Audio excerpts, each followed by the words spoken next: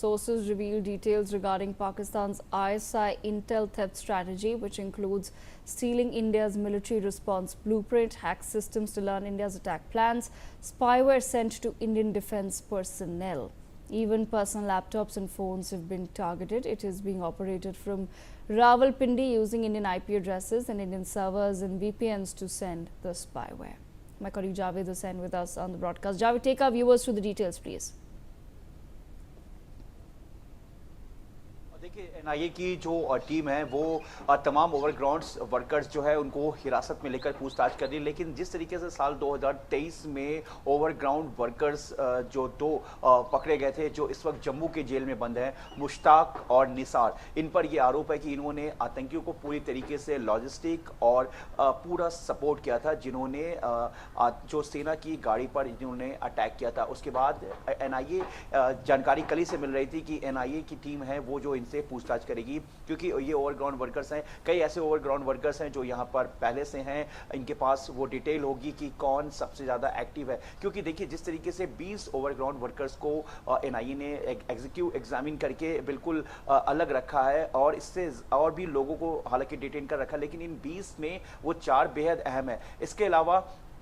जो overground worker Nisar और मुश्ताक है, जिसको साल 2023 के इसमें उसके बाद गिरफ्तार किया गया था और जो अब इस वक्त जम्मू जेल में है, और ये इस पर ये लश्कर तौयबा के हैंडलर्स के तौर पर यहाँ पर ओवरग्राउंड वर्कर्स के तौर पर ये यहाँ पर कनेक्शन था, और पीओके के कई बड़े जो लश्कर के कमांडर्स हैं या जो उनके बड़े हैंडलर्स हैं उनसे इनका सीधा संपर्क था। एनआईए के शुरुआत में जब 2023 में जब अटैक हुआ था उसके बाद एनआईए को एक बड़ी कामयाबी मिली थी, और अब एनआईए इन दोनों से पूछताछ से ये जानना चाहती है कि आखिर और पहलगाम अटैक के बारे में क्या इनके पास कोई ऐसी इंफॉर्मेशन है या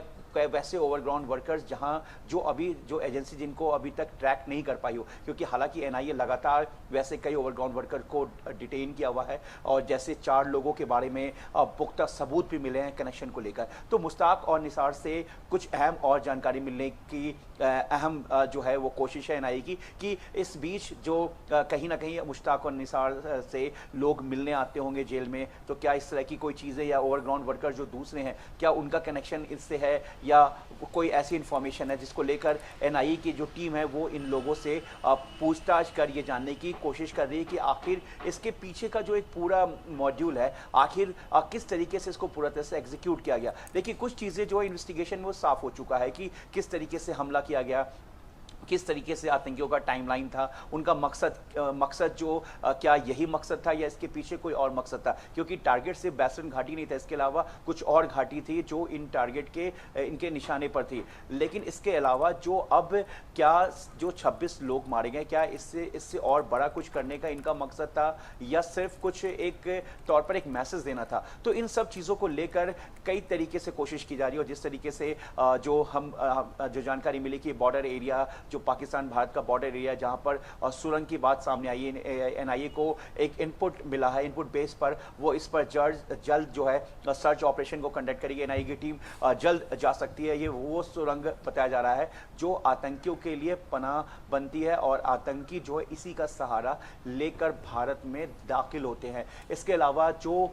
जिन आतंकियों ने जो हमला किया, जिन्होंने बैसरन घाटी में, वो आतंकी जो बताया जा रहा है कि क्या उन्होंने भी इस तरह के कुछ सुरंगों को पहले से आइडेंटिफाई कर लिया था, क्या वो इस वक्त वहीं छुपे हुए हैं या कुछ ऐसा बनाया गया था जिसके जरिए वो आगे बॉर्डर तक निकल सके। तो इस तरह के जो सुरंग है उसको लेकर भी एनआईए की जो है अपनी इन्वेस्टिगेशन पूरी चल रही है। एनआईए के डीजी सदानंद बसंत दवे जो हैं वो इस वक्त जो जानकारी के मुताबिक कश्मीर श्रीनगर में ही है, और जिस तरीके से लगातार पूरी तरह से एनआईए एक्शन मोड में है, और डीजी खुद टाइम टू टाइम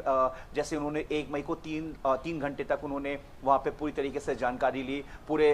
जगह का दौरा किया। उसके अलावा सीआरपीएफ हेडक्वार्टर पहुंचे जो पहलगाम में ही बेस है, उसके बाद वहाँ उन्होंने सीआरपीएफ के अधिकारियों से बात की। उसके अलावा फिर कल श्रीनगर में जो है डीजी जो है एनआईए अपने अधिकारियों के साथ बाकी जो कश्मीर के जो अधिकारी हैं, एडमिनिस्ट्रेशन हैं, उनके साथ बात की। तो इसका मेन मकसद यही कि जल्द से जल्द इन आतंकियों की तलाश की जाए, और इसके पीछे का एक जो पूरा बड़ा नेटवर्क है कि क्या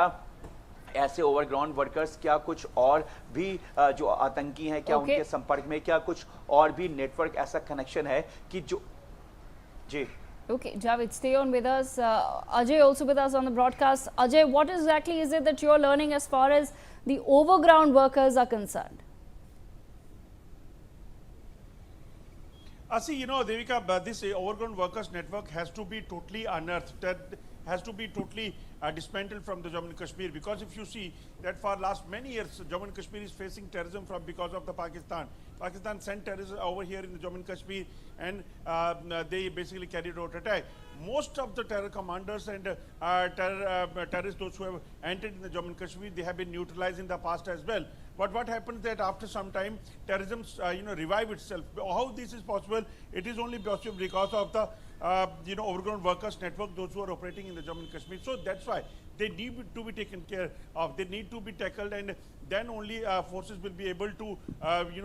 maintain peace over here in the Jammu and Kashmir. If you see that after 2014, when most of the top terrorist commanders have been neutralized by the security forces, what has happened that terrorism has declined. But after during the election time, what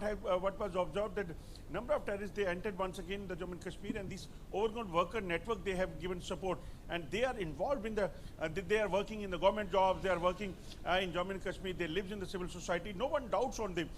That's why this action is required, and possibly in Pahalgam attack also there is possibility that some of the overground workers, they were operating over there, they have extended help to these terrorists to do a recce, to survive over there, to stay over there, and then give on time information of the movement of the security forces as well.